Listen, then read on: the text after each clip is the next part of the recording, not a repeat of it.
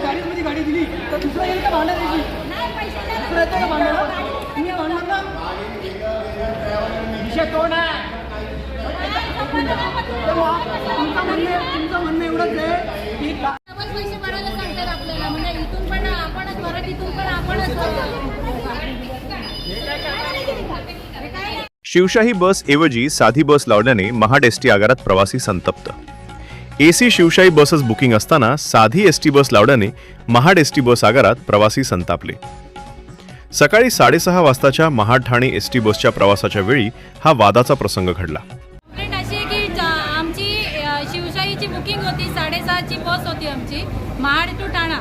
ती शिवशाहीची बस आमची कॅन्सल करून आम्हाला लालपरी दिलेली आहे. आम्ही पैसे शिवशाहीचे भरलेत आणि आम्हाला लालपरीमधून जायला लावत आहे आणि रिफंड देऊन आम्हाला 81 रुपये रिफंड देतात म्हणतात.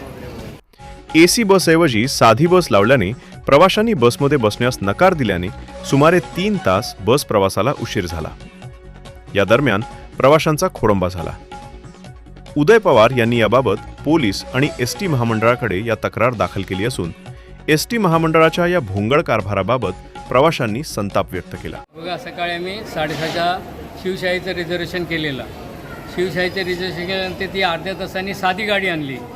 साधी गाडी आणल्यानंतर आमच्या मागे परत दुसरी शिवशाही बोरवली लावली. म्हणजे आमची गाडी साधी दिली आणि दुसरी मागच्या गाडीला जर तुम्ही शिवशाही देताय तर लोकांचा संताप होणार नाही का?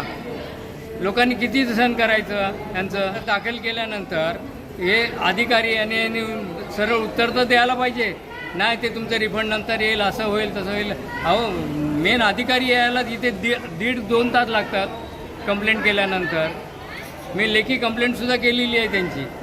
आणि असं जर वरच्या महिन्यातून किती वेळा यांच्याकडनं होतं याचा मी त्यांच्याकडनं खुलासासुद्धा मागितला आहे.